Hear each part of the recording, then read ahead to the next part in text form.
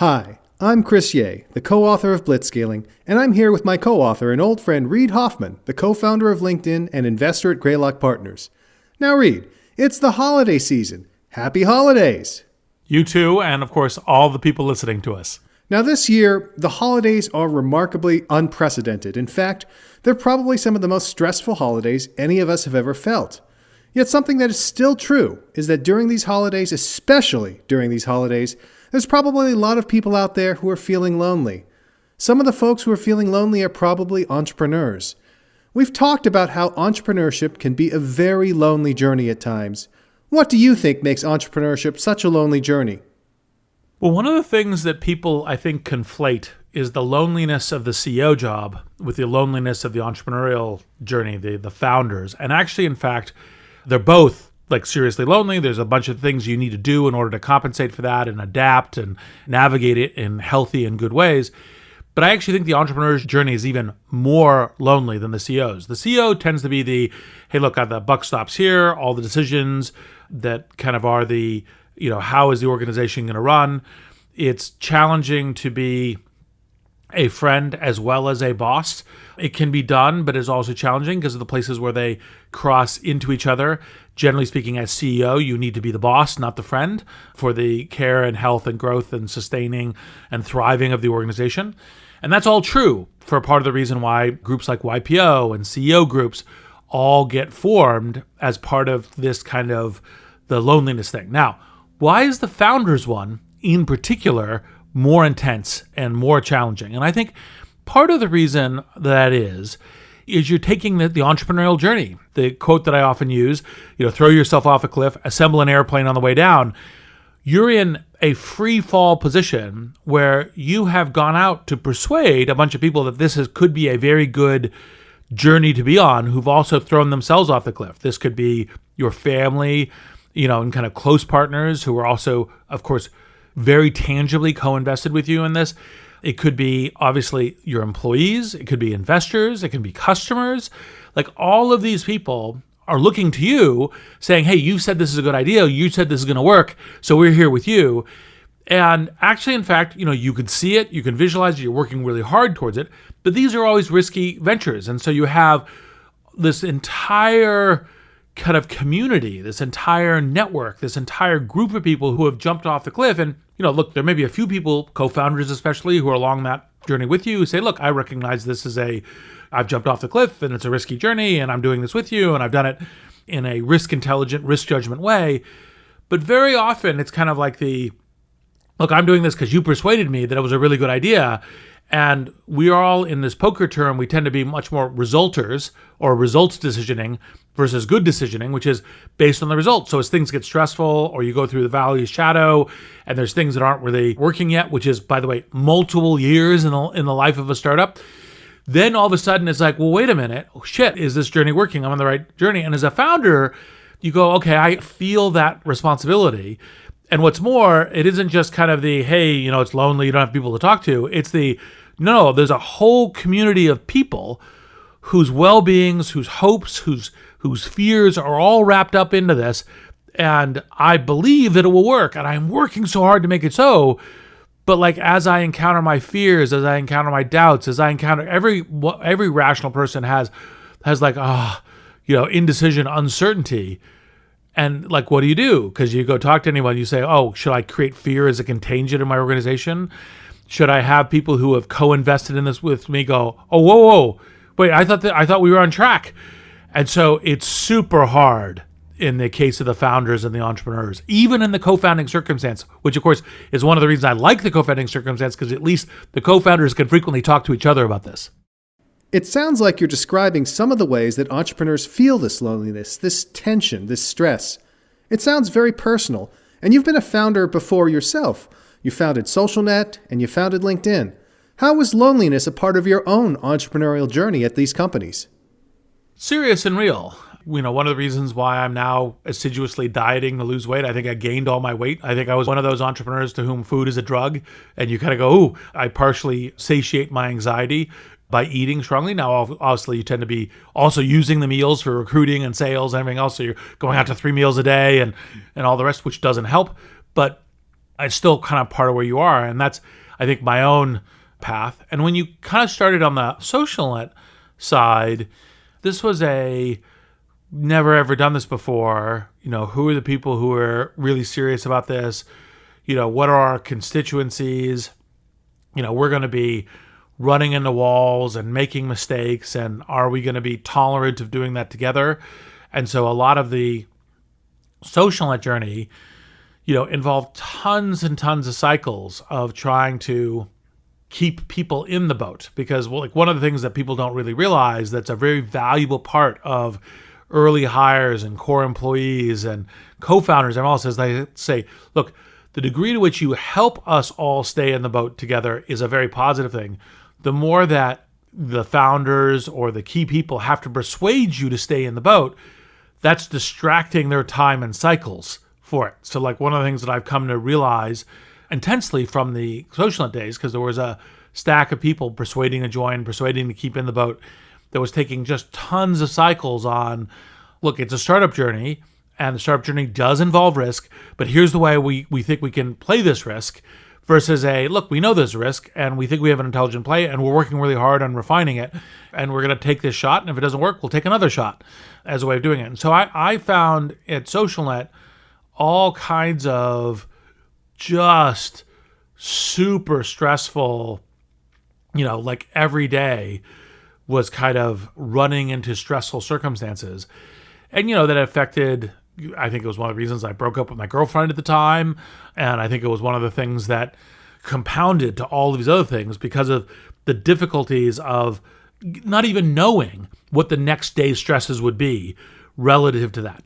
Now, LinkedIn was substantially better, not perfectly, because you'd done a bunch of the learnings. And so by starting LinkedIn with some people from SocialNet, some people from PayPal, which I was also part of the founding team of, that made it so it was okay, we had more startup experience. We understood the nature of the fact it was an uneven ground. We understood that keeping providing positive energy for each other, not blind, truth telling, risks, intelligent strategy, fast iteration, change, pivots, all a central part of it.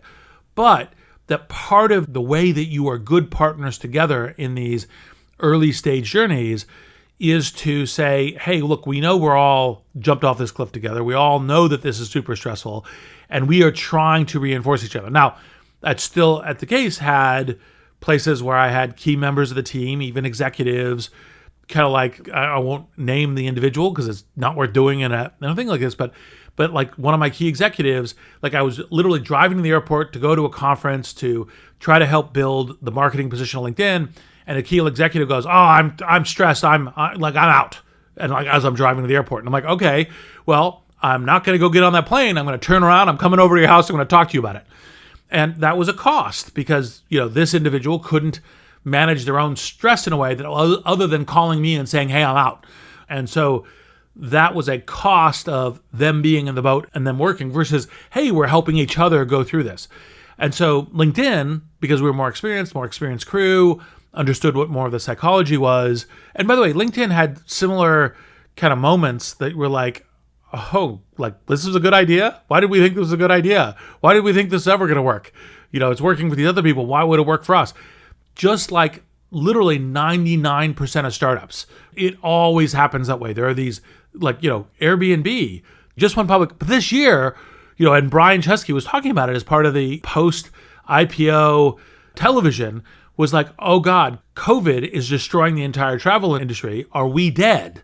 Right? Is your very first thing. It's oh, I thought we had this amazing, wonderful thing. And then, oh wait, we do. We have these amazing hosts. We have these amazing employees. We can make this work. But those asteroid impacts, we see it very visibly with COVID and so forth, but those asteroid impacts are common on the micro scale for startups and were true for both SocialNet and for LinkedIn. And obviously, of course, PayPal as well. When I hear you tell the stories of what happened at SocialNet, which became your first company, and then LinkedIn, where you were a bit more experienced, it seems like one of the key things you really learned in the interim is something you often tell me, which is that entrepreneurship, like life, is a team sport, not an individual sport. And a big part of it was if you can get the right team on board, you can set the right expectations around the kinds of challenges you're going to face. Some of those key transitions we talked about in blitzscaling, for example. And then as a result, the members of the team can help share the burden. It's not like you have to carry it by yourself. Whereas in that story you told about that executive who called you as you're on your way to the airport saying, "I'm out," there really wasn't anyone else you could turn to. It was all on you, and it was something you had to do yourself. Yep. And as part of the thing is, okay, it's my job to do that, but there's no one I can go and throw a stress fit with and say, well, I'm out. It's like, well, okay, well, that's it.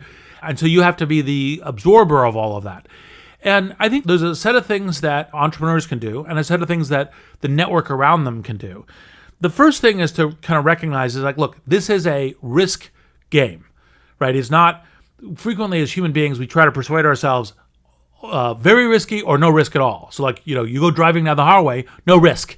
It's like, well, actually, in fact, driving down the highway is riskier than getting on the airplane. And some people stress out about the risks of getting on an airplane.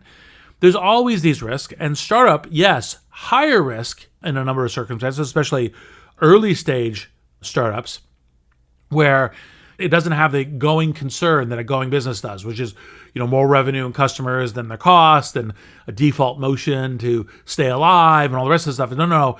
This is the metaphor of having thrown yourself off the cliff. But the things that entrepreneurs should do is say, okay, one is that I surround myself with people that I can talk to legitimately about the journey, right? And about, like, for example, even the loneliness and even the fear and even and I can do that in a way that doesn't seem like I'm projecting failure or projecting a lack of grit or a lack of conviction that I can make it work, because of course I'm doing it because of that, but could do it in a way that is like, look, I'm kind of talking through the experience some, and I'm talking through the experience in a way that it's because I'm trying to figure out how to help this crew, my startup crew, navigate this minefield successfully and build something, kind of truly amazing. And then similarly, when you're thinking about like, okay, so, who do you have as investors? Who do you have as board members? Who do you hire?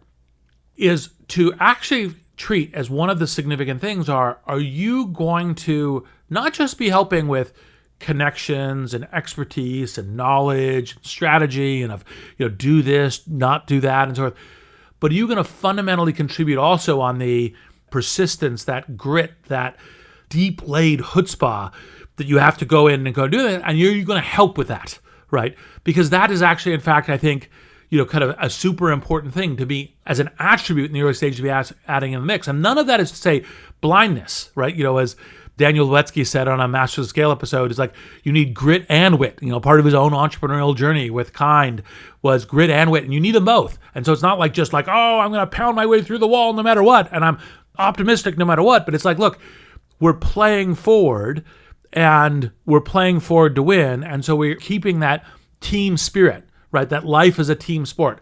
And so composing your team is really, really central as an entrepreneur. I think it goes beyond just the team at the organization. I know that in my own entrepreneurial journey, it was very important to have friends and family outside the companies that would be able to support me and that could provide some of that grit, some of that inspiration, some of that emotional support when I needed it. Did you find that happen when you were an entrepreneur, Reid? I did. And I'd say it was kind of probably more through friends, although relatively few of my friends were entrepreneurs. I think actually one of the things that I probably should have done more before my entrepreneurial journey and a little bit more is like gone and spent more time with my entrepreneur friends. It's actually, I think, one of the reasons why, Peter Thiel, after he and Max Levchin decided they were going to start this company, each he and Max went to their kind of best friend intersecting with entrepreneurial experience, went to me and said, hey, will you join the board and help us with the PayPal experience? Because like I had been talking to him for the last 2 years about like, oh my God, this is so crazy. Literally at the end of many days and the end of every week, it was like, well, this is stuff I wish I knew at the beginning. Not facts about the universe, but just like how to play the game, how to think about it, how to think about these questions about like, oh God, it does feel like literally lonely day after day. Because in leadership, which people of course look at founders as leaders too, a lot of people look to you to say, I want the source of confidence from you. I want to believe that we're going to make it because you're projecting that we're going to make it. I don't want your balanced investment thesis. Like, here's why we have a good strategy. Here's why we have a good chance of winning the game. Here's the risk factors. Here's how we're managing them. No, I just want you to say, because you're smart, to say, if we play this game, we're going to win. right? And then I'm going to go work on it. And you're like, okay. And your team will grow with more and more of those people as part of it, which is one of the reasons why it's so useful to bring in people who can help with that in kind of the inner core circle, because that will be part of the drumbeat as you go forward.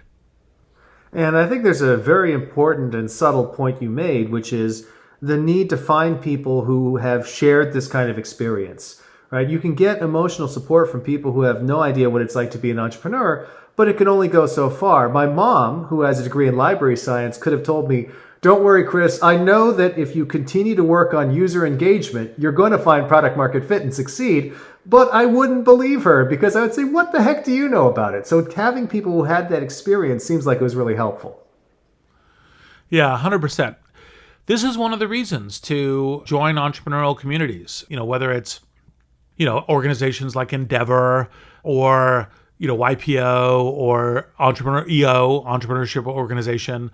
I think it's one of the things that makes it, okay, we can talk to each other about this.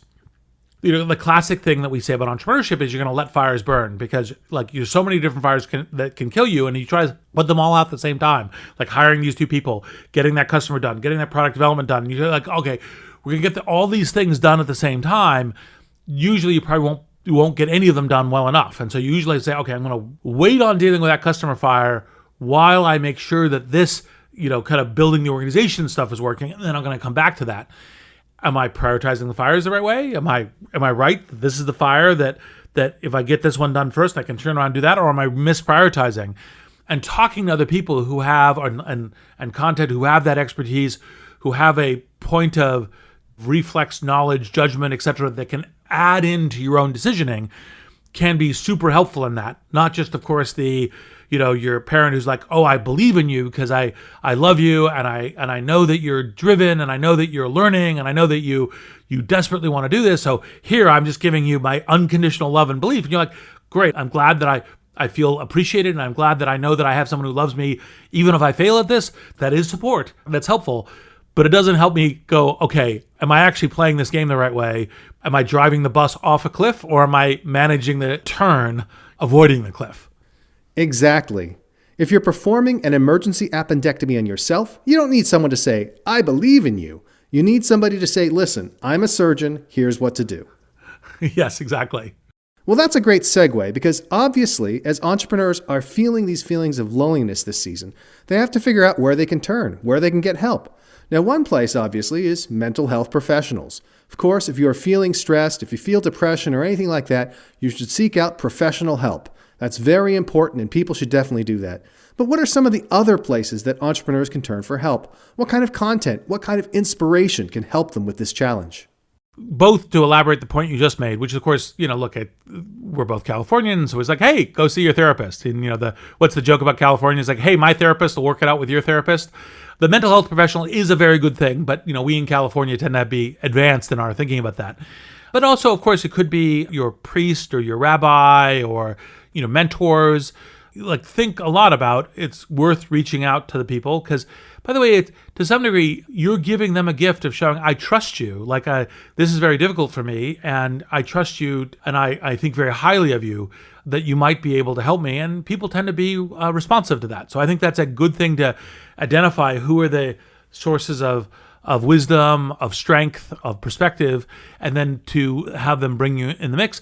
And it's obviously, sometimes your significant other is a great person for this, but obviously your significant other is also taking the risky roller coaster journey. So sometimes, someone who's a little bit independent of that. So that's people. Now, in content sources, one of the funny things is people tend to think about a lot of entrepreneurship content is that it's all about the tactics. It's about the techniques. It's about how do I get viral growth, and what are the ways I measure it, and what are the dashboards, and what are the different ways to possibly make it happen, or SEO, or I'm recruiting and I'm sourcing salespeople or engineers. What do I do with that? And I'm looking for an engineer, and how do I reference check? Or I'm looking for a manager, and how do I reference check? And by the way, all of that, of course, is super important, because part of the thing that is both scary and delightful about the entrepreneurial journey is a fire hose of new challenges and learnings and so forth, even when you've done it before, and you go, look, I know how to hire employee number 5 and an employee number 15 and that kind of thing. it's still a new problem because it's a new market, it's a new set of competitors, it's a new technology base and a set of different things going on. And very rarely is it very close to the old one. There's a lot of new parts of it.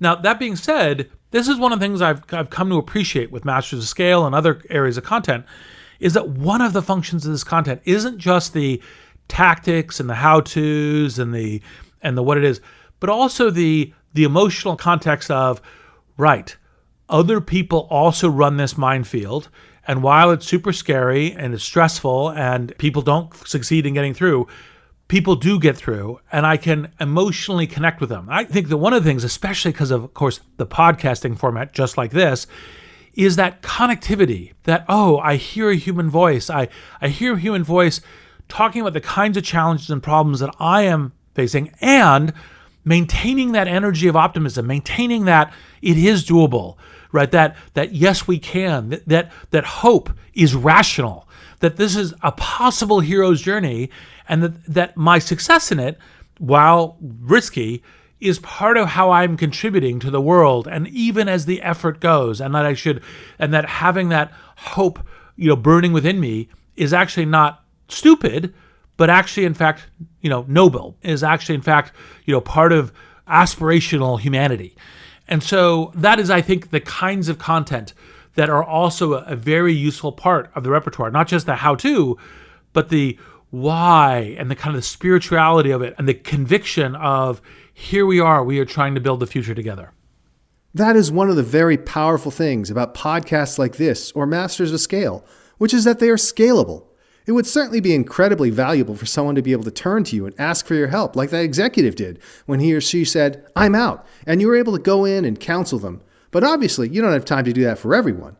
On the other hand, recorded podcasts like this one could be listened to tens of thousands, hundreds of thousands, or even millions of times, reaching all those different entrepreneurs who really need it.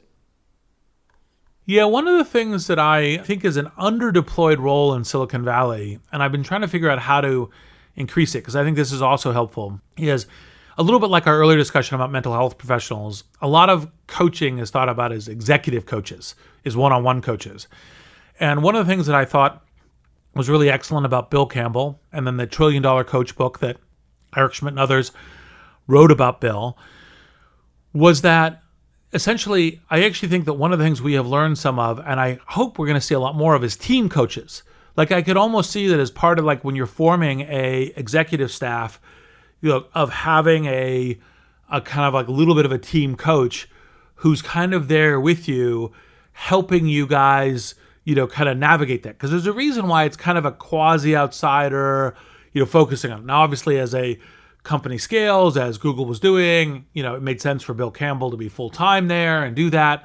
And that's obviously one of the places a little unstable, because obviously it starts with, when you're 20 people, you don't really need a full-time coach. But, as you get to, in our blitzscaling parlance, more of a village, hundreds, then you, of course, like, okay, well, maybe now you need a full-time coach. But I think that's actually one of the things that I would hope that we would see more of.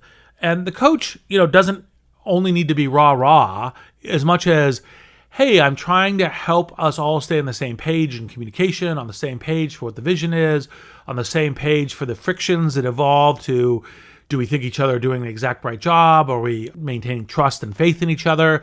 Part of how I got into this was not so much Bill Campbell, who I did meet a couple times, but actually Fred Kaufman, whose book, Conscious Business and the Meaning Revolution, I think both books are really, really great, because it's kind of the question about the, how to have, I think I describe him as the priest for Adam Smith, the kind of the spirituality of this kind of capitalism, and that it is actually meaningful. It isn't just this, oh, you're just in it for money, which of course a bunch of people are and so forth, but why you could actually have a mission, and the mission's real. And the fact, even though the mission is targeting a very successful business, that doesn't undercut that is real mission for business. And so I think that, anyway, that is, I think, another role that I think is important within the loneliness thing. And then what I would say is part of the things that I think entrepreneurs face, because I know I've faced this when I look at it, is like, oh, if I go and confess uncertainty, if I go and confess fears, doubts, am I undercutting my chance to success?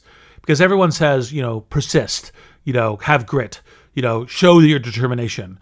Am I doing that? And the short answer is with some people you are. You have to be very careful about who you talk to, because if they hear it from you, they go, oh, that means you're not as convinced. You don't believe that you can really make it.